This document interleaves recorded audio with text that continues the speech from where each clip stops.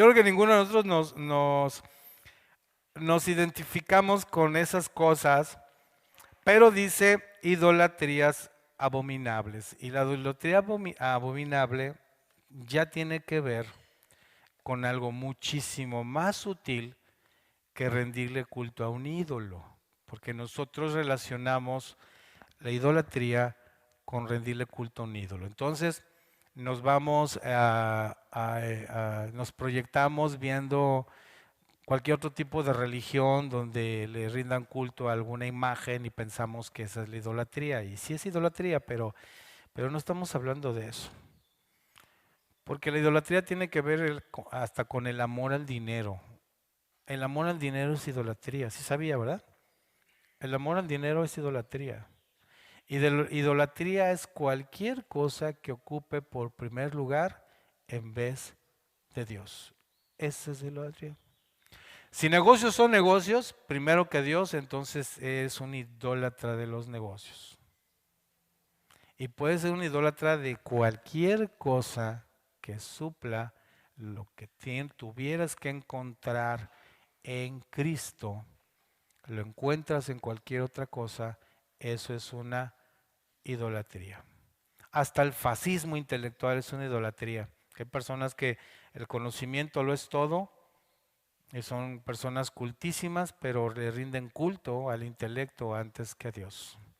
Cualquier cosa que ocupe el lugar de Dios es una idolatría.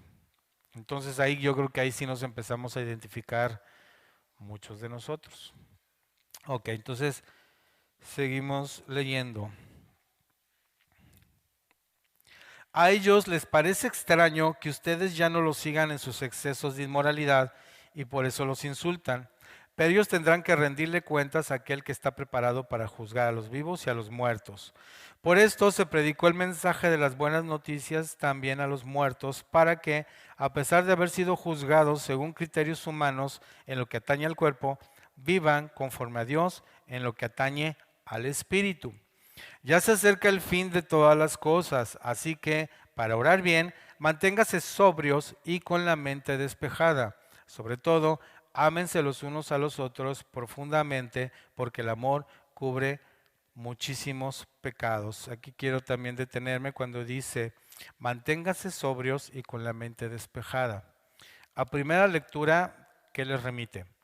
Pues que no estés ingiriendo bebidas que te embotan el pensamiento. ¿Están de acuerdo? Pero la sobriedad es más que no estar alcoholizado. La sobriedad tiene que ver con esa conducta que te permite conducirte de una manera apropiada, adecuada y certera en cada cosa de la vida. Esa es una persona sobria, que no se descompone, que no se... ¿Han visto esas personas, por ejemplo, que ante una mínima tragedia se tiran al llanto y se descontrolan? Entonces pierde la sobriedad, pierde la sobriedad. Una persona que es iracunda, como yo lo fui en algún tiempo y puedo dar testimonio que ya no lo soy, se me cierran, me remeto. ¿Qué perdí ahí? La sobriedad. Una persona sobria se le meten y deja que se vaya. Eso es una persona sobria. Entonces la sobriedad no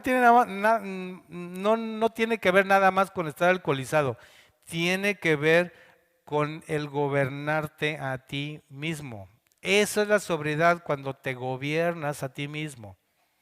Entonces dice, manténganse sobrios, es decir, gobiernense en todas sus pasiones, todos sus enojos, todas sus broncas, todos sus pleitos, gobiernense.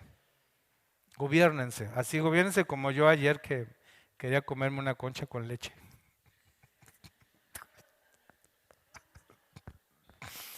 Tengo como 3 semanas de abstinencia de azúcar y harinas. Es horrible, no se lo deseo ni a mi peor enemigo. Pero ¿saben qué he aprendido de dominio propio? He aprendido a tener dominio propio. Es decir, tengo que conducirme, hasta eso tengo que conducirme con sobriedad. Entonces, manténgase sobrios y al mantenerte sobrios tienes la mente despejada. Piensas con claridad. Espiritualmente piensas con claridad. Si te mantienes sobrio, empiezas a pensar con claridad. Ok, entonces seguimos leyendo.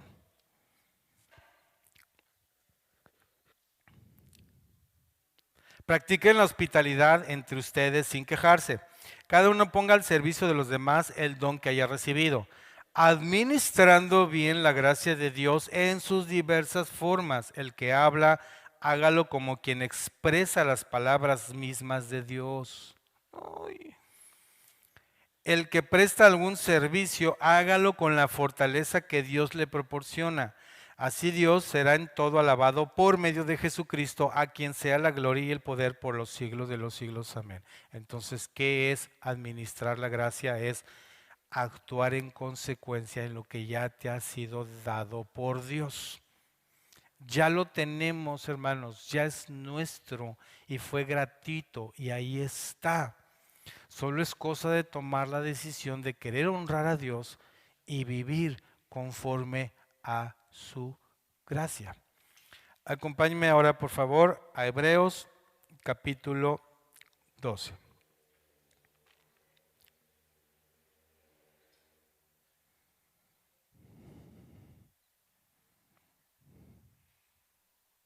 Hebreos capítulo 12 y vamos a leer el versículo 15 nada más. Sorpréndase, pero nada más el 15 vamos a leer. Hebreos 12:15. Asegúrense de que nadie quede fuera de la gracia de Dios, de que ninguna de una raíz amarga brote y cause dificultades y corrompa a muchos. Dice, asegúrense de que nadie se quede fuera de la gracia de Dios. Esta, esta traducción, si nos remitimos al griego original, que dice que nadie se quede fuera de la gracia de Dios, realmente se refiere a cuando alguien se quedó corto, cuando no alcanzó, cuando no llegó, cuando se quedó atrás. No sé si alguna vez a ustedes les pasó que estaban en una fila larguísima, larguísima, y avanzaba y avanzaba y avanzaba, y unas 2, 3 antes de llegar se acabó. Ya no hay boletos, o ya no hay buffet, o ya no hay a lo que ibas. Ya no le voy a cobrar, ya cerramos. O sea, hiciste una fila enorme para nada.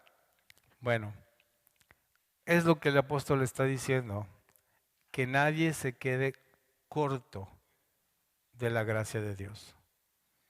Se quede afuera, se quede atrás. ¿Por qué? Porque no la administró bien, porque no quiso administrarla, porque nunca tuvo conciencia del don tan maravilloso que le fue dado. Es una decisión.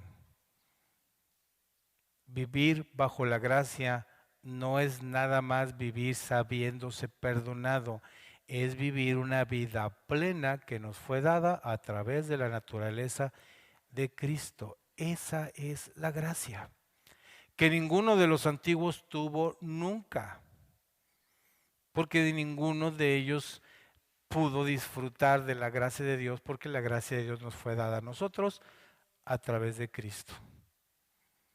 Entonces, se trata, hermanos.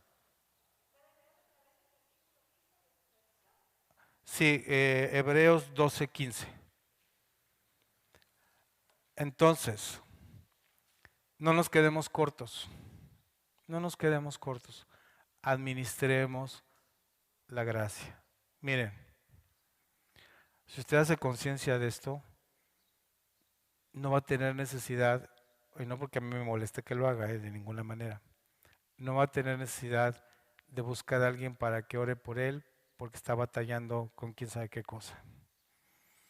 Si usted está consciente de la gracia de Dios, usted se va a saber autosuficiente para vivir una vida plena fuera del pecado. Ahora, Conforme vamos adquiriendo esa conciencia, vamos avanzando y nos vamos haciendo más fuertes y nos vamos haciendo más dignos y vamos alcanzando la santidad. El mismo Pablo dijo, no es que lo haya alcanzado ya ni que sea perfecto, pero una cosa hago, dejando atrás ciertamente las cosas pasadas, prosigo a la meta, al supremo llamamiento de Dios en Cristo Jesús. Todo es en Cristo Jesús, todo. Todo tiene que ver con nuestro Salvador. Toda nuestra vida de fe tiene que ver con Él. Entonces, resumiendo, la gracia de Dios no solo es vivir bajo el perdón de los pecados. La gracia de Dios es vivir la plenitud de la vida en Cristo en mí, que me capacita para vivir alejado del pecado. Amén. Señor, te damos muchas gracias en esta mañana. Y pongo tu palabra dada para que no sea mis palabras ni mi paja, sino sea tú, Cristo, que eres la palabra, eres el verbo, nos pueda hablar y pueda penetrar en nuestro corazón, en nuestra mente, y podamos vivir conforme a tu gracia, Señor. En el nombre de Jesús. Amén. Pues muchas gracias. Ahí está el cesto por si alguien gusta dar alguna aportación. Y nos vemos el viernes. ¿Sale?